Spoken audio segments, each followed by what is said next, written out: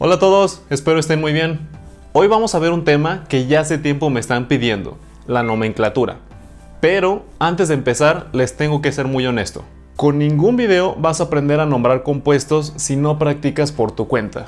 Este es un tema que requiere que memorices ciertas cosas, por eso practicar es imprescindible. Pero en un video como este, claro que puedes aprender las bases de la nomenclatura, y eso hará más fácil la parte de memorizar. Sobre todo porque iremos conociendo diferentes compuestos paso a paso, y esa es una de las mejores maneras para aprender nomenclatura. Entonces te recomiendo que te quedes hasta el final del video. Tendremos información y ejercicios que te ayudarán a complementar lo que estamos aprendiendo. Y sin más que decir, pues vamos a darle. Antes que nada, sería bueno recordar que una fórmula química es la representación de los elementos en un compuesto. Es decir, en una fórmula se escriben los elementos que forman al compuesto y con subíndices indicamos la cantidad de átomos que hay de cada uno. Por ejemplo, el compuesto amoníaco se escribe NH3. Como el nitrógeno no tiene subíndice, significa que solo hay un átomo de nitrógeno. En cambio, el subíndice del hidrógeno indica que existen 3 átomos de este elemento. Algo lógico, pero valía la pena recordarlo. Ahora sí, para entender la nomenclatura inorgánica es conveniente tener en cuenta 3 puntos claves. Conocer la relación que existe entre la fórmula y el nombre de los compuestos. Otra cosa es saber identificar el anión y el catión en cada compuesto. Y también debemos comprender lo que significa tanto la carga como el número de oxidación de los elementos. Esto es importante porque para simplificar la nomenclatura de compuestos inorgánicos, consideramos que todos se conforman de 2 cosas. De un catión, o sea, de un ion positivo, y de un anión, que es el ion negativo. Por ejemplo, el compuesto cloruro de sodio se forma al juntar al ion sodio, de carga +1, con el ion cloro, que tiene carga de -1.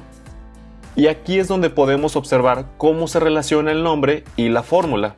¿A qué me refiero? Antes que nada, checa que en la fórmula química se escribe primero el catión y después el anión.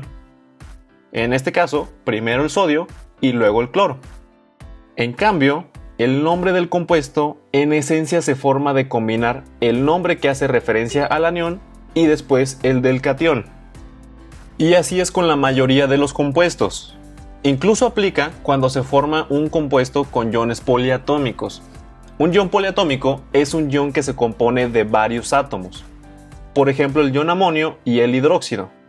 El amonio, que tiene carga positiva, se compone de un átomo de nitrógeno y 4 de hidrógeno, mientras el hidróxido, que tiene carga negativa, se compone de 1 de oxígeno y 1 de hidrógeno. Y si estos 2 iones se unen para formar un compuesto, se sigue respetando las reglas que mencionamos hace un momento. Es decir, en la fórmula ponemos primero lo positivo y después lo negativo, mientras en el nombre los mencionamos al revés, primero el hidróxido y después el amonio. Entonces, para nombrar compuestos, podemos aprender casi que de manera independiente el nombre de los cationes y por otro lado el nombre de los aniones, y simplemente los vamos a juntar cuando se forme un compuesto. Eso es prácticamente lo que haremos en los siguientes videos. Pero antes todavía debemos conocer otro concepto básico, pero muy importante, el número de oxidación. Este concepto, que también se conoce como estado de oxidación, es un valor arbitrario que nos sirve para escribir fórmulas químicas y balancear reacciones redox, algo que veremos luego.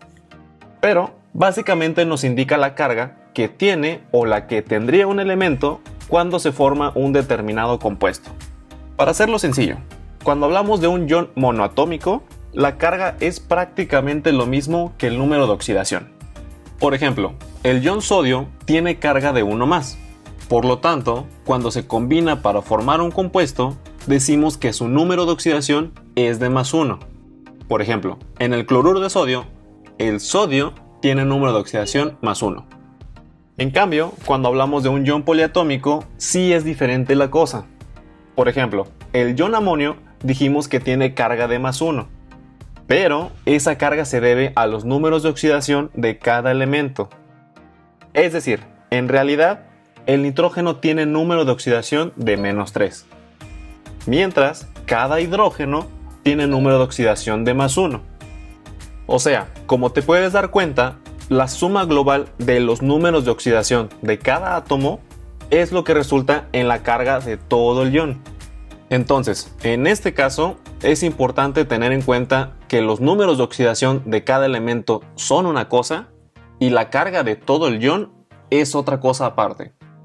La dificultad que tienen la mayoría de los alumnos con el número de oxidación es que no siempre es el mismo para un elemento.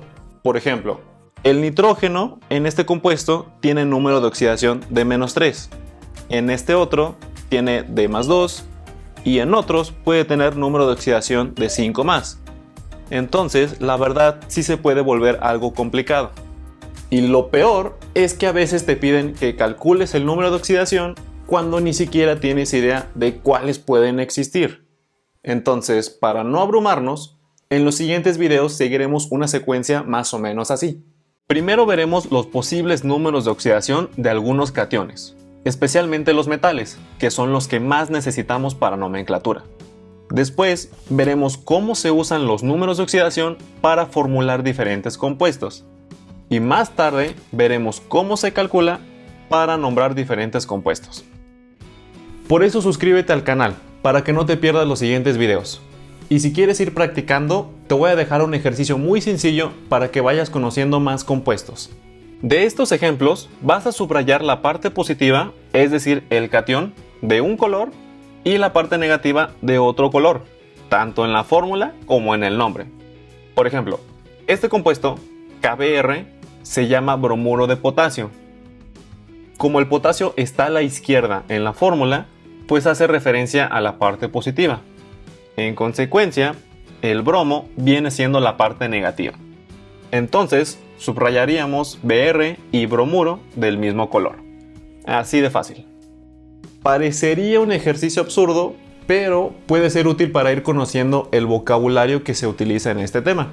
Entonces, échale ganas. En el siguiente video veremos las respuestas. Nos vemos. Mucha suerte.